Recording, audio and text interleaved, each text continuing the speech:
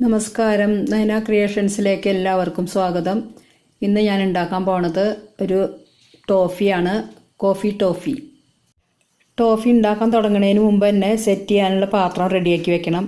ഞാനിപ്പോൾ ഇവിടെ മൊബൈൽ വാങ്ങിക്കുമ്പോൾ കിട്ടിയിട്ടുള്ള ബോക്സ് ആണ് എടുത്തിട്ടുള്ളത്. അതിൽ ബട്ടർ പേപ്പർ വെച്ചിട്ട് കുറച്ച് നെയ്യ്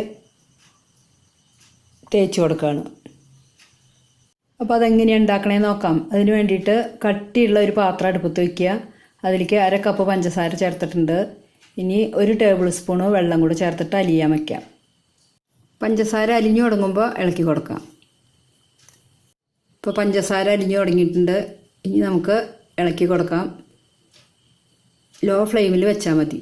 ഇപ്പോൾ പഞ്ചസാര എല്ലാം നന്നായിട്ട് അലിഞ്ഞു. ഇപ്പോൾ കാരമലൈസ് ആവാൻ തുടങ്ങിയിട്ടുണ്ട്. കൈയെടുക്കാണ്ട് ഇളക്കിക്കൊണ്ടിരിക്കണം. ഫ്ലെയിം ഒട്ടും കൂട്ടി വയ്ക്കരുത്. ലോ ഫ്ലെയിമിൽ വെച്ചിട്ട് വേണം ഇത് ഇളക്കാൻ. ഇപ്പോൾ ഇതാ പഞ്ചസാര കാരമലൈസ് ആയി തുടങ്ങി. ഇതിപ്പോൾ നന്നായി പതഞ്ഞു വരും.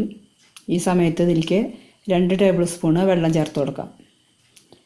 വെള്ളം ചേർക്കുമ്പോൾ നല്ല ചൂടുള്ളതാണ്. അതിലേക്ക് വെള്ളം ഒഴിക്കുമ്പോൾ സൂക്ഷിച്ചൊഴിക്കണം.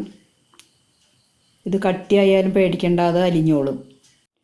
ഇപ്പോൾ പഞ്ചസാര കുറുകി വന്നിട്ടുണ്ട്. ഇനി ഇതിലേക്ക് 1/2 കപ്പ് ഫ്രഷ് ക്രീമാണ് ചേർക്കുന്നത്. ഇത് ഞാനിവിടെ ഉണ്ടാക്കിയതാണ്. പാൽ തിളപ്പിച്ചിട്ട് തണുക്കുമ്പോൾ ഫ്രിഡ്ജിൽ വെച്ച് അതിൻ്റെ പാട എടുത്തിട്ട് ഒരു അരിപ്പയിലിടുമ്പോൾ അതിൽ നിന്ന് ഊറി വരുന്നതാണ് ക്രീം. അങ്ങനെ ഉണ്ടാക്കിയതാണിത്. ഒരു 3-4 ദിവസം കൊണ്ട് ഉണ്ടാക്കിയെടുത്തതാണ്. ഇതേപോലെയാണ് ഞാൻ ഫ്രഷ് ക്രീം ഉണ്ടാക്കിയെടുത്തിട്ടുള്ളത്. ഇത് വിപ്പിംഗ് ക്രീമോ ഫ്രഷ് ക്രീമോ ഒക്കെ വാങ്ങിച്ചിട്ട് ചേർത്താലും മതി. ഇതുപോലെ തന്നെ ചെയ്യണമെന്നൊന്നുമില്ല. ക്രീം ചേർത്തിട്ട് കുറുകി വരുന്നത് വരെ ഇളക്കി കൊടുക്കാം. ഇപ്പോൾ ക്രീം ചേർത്തതിന് ശേഷം ഇതിപ്പോൾ നന്നായിട്ട് കുറുകി വന്നു തുടങ്ങിയിട്ടുണ്ട്. ഈ സമയത്ത് ഇതിലേക്ക് 1/2 കപ്പ് പഞ്ചസാരയും കൂടെ ചേർത്ത് കൊടുക്കണം.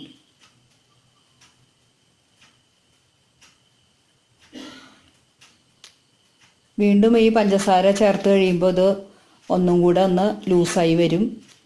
അതിനുശേഷം പിന്നെ ഇത് ഒന്നും കൂടെ കുറുകി വരണം.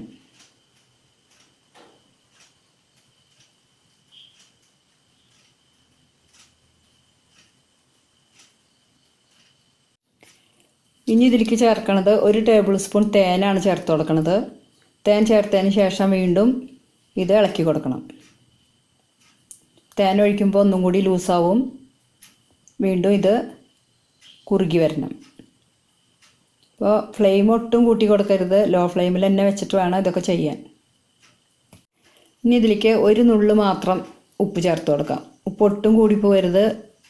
ഇത് മധുരം ബാലൻസ് ആവാൻ വേണ്ടി മാത്രമാണ് ചേർക്കണത്, അല്ലാണ്ട് ഉപ്പ് രസത്തിന് വേണ്ടിയിട്ടല്ല ചേർക്കണത്. ഇതിനൊരു പ്രത്യേക ടേസ്റ്റാണ് 1 നുള്ള് ഉപ്പ് ചേർത്താൽ. ഇപ്പോൾ ഇത് നന്നായിട്ട് കുറുകി വന്നു തുടങ്ങിയത് കണ്ടോ. നമ്മളിങ്ങനെ ആക്കുമ്പോൾ പാത്രത്തിൻ്റെ അടിഭാഗം കാണണം. അതാണ് ഇതിൻ്റെ പാകം. പിന്നെ നമുക്ക് ഒരു പാത്രത്തിൽ ഇത്തിരി വെള്ളം എടുത്തിട്ട് ഇതൊരു 2 തുള്ളി ഇങ്ങനെ ഇട്ടിട്ട് തണുത്തതിന് ശേഷം അതിങ്ങനെ കൈ കൊണ്ട് ഇങ്ങനെ ഉരുട്ടുമ്പോൾ നന്നായിട്ട് ഉരുണ്ടു വരണം. വെള്ളത്തിൽ കണ്ടു ഇതൊട്ടും അലിഞ്ഞിട്ടില്ല. ഇതാണ് ഇതിൻ്റെ പാകം.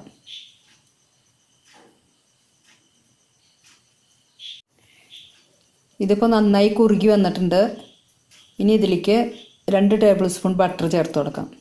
ഇത് ഞാൻ വീട്ടിലുണ്ടാക്കിയ ബട്ടറാണ്. പാലിൻ്റെ പാട എടുത്ത് വെച്ചിട്ട് ഉണ്ടാക്കിയിട്ടുള്ളതാണ്. ഇതുപോലെ ഒരു പാക്കറ്റ് കാപ്പിപ്പൊടിയാണ് ചേർക്കാൻ പോണത്. ഈ പാക്കറ്റിൽ 1 ടീസ്പൂൺ കാപ്പിപ്പൊടിയാണ് ഉള്ളത്. ഈ ബട്ടർ ഇട്ടതിന് ശേഷം അതിൻ്റെ കൂടെ തന്നെ കാപ്പിപ്പൊടിയും കൂടി ചേർത്തിട്ട് നന്നായിട്ട് ഇളക്കി യോജിപ്പിക്കാം. ഈ സമയത്ത് ഫ്ലെയിം ഓഫ് ചെയ്തിട്ടുണ്ട്. അതിന് ശേഷമാണ് കാപ്പിപ്പൊടി ചേർത്തത്. ഇനി ഇത് നന്നായിട്ട് ഇളക്കി യോജിപ്പിക്കാം.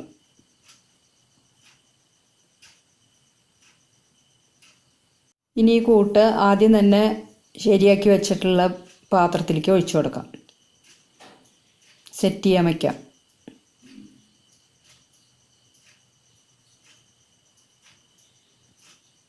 ഇനി ഇത് ഇതുപോലെ 2-3 പ്രാവശ്യം ഒന്ന് തട്ടി കൊടുക്കാം. ഒന്ന് ലെവലാവാൻ വേണ്ടിയിട്ടാണ് തട്ടി കൊടുക്കണത്. അതിന് ശേഷം ഇത് 2 മണിക്കൂർ നേരം സെറ്റ് ചെയ്യാൻ വയ്ക്കാം. ഇപ്പോൾ 2 മണിക്കൂർ കഴിഞ്ഞപ്പോൾ ഇത് നന്നായിട്ട് സെറ്റായിട്ടുണ്ട്. ഇനി ഇത് നമുക്ക് കഷ്ണങ്ങളായിട്ട് മുറിച്ചെടുക്കാം.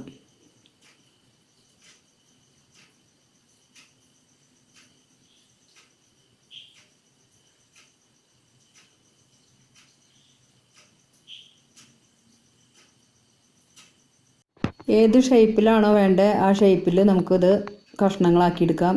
ഞാനിപ്പോൾ ഇവിടെ ഇതേപോലെയാണ് കഷ്ണങ്ങളാക്കിയിട്ടുള്ളത്. പിന്നെ അതിന് ശേഷം ഇത് ബട്ടർ പേപ്പർ ഇതേപോലെ പീസാക്കിയിട്ട് അതിലാണിപ്പോൾ പൊതിഞ്ഞ് വയ്ക്കണത്. ഇതെല്ലാവരും ഉണ്ടാക്കി നോക്കിക്കോളൂ. അത്രയ്ക്ക് ബുദ്ധിമുട്ടൊന്നുമില്ല. കുട്ടികൾക്കൊക്കെ നന്നായിട്ട് ഇഷ്ടപ്പെടും. ഇത് ഇഷ്ടപ്പെട്ടാൽ ലൈക്ക് ചെയ്യാനും ഷെയർ ചെയ്യാനും മറക്കരുത് കേട്ടോ. ഇപ്പം എല്ലാം പൊതിഞ്ഞെടുത്തിട്ടുണ്ട്. ഇനി അടുത്ത വീഡിയോയുമായി വീണ്ടും കാണാം. എൻ്റെ ഈ ചാനൽ കണ്ട എല്ലാവർക്കും നന്ദി, നമസ്കാരം. സബ്സ്ക്രൈബ് ചെയ്യാത്തവരുണ്ടെങ്കിൽ ഒന്ന് സബ്സ്ക്രൈബ് ചെയ്തോളൂ.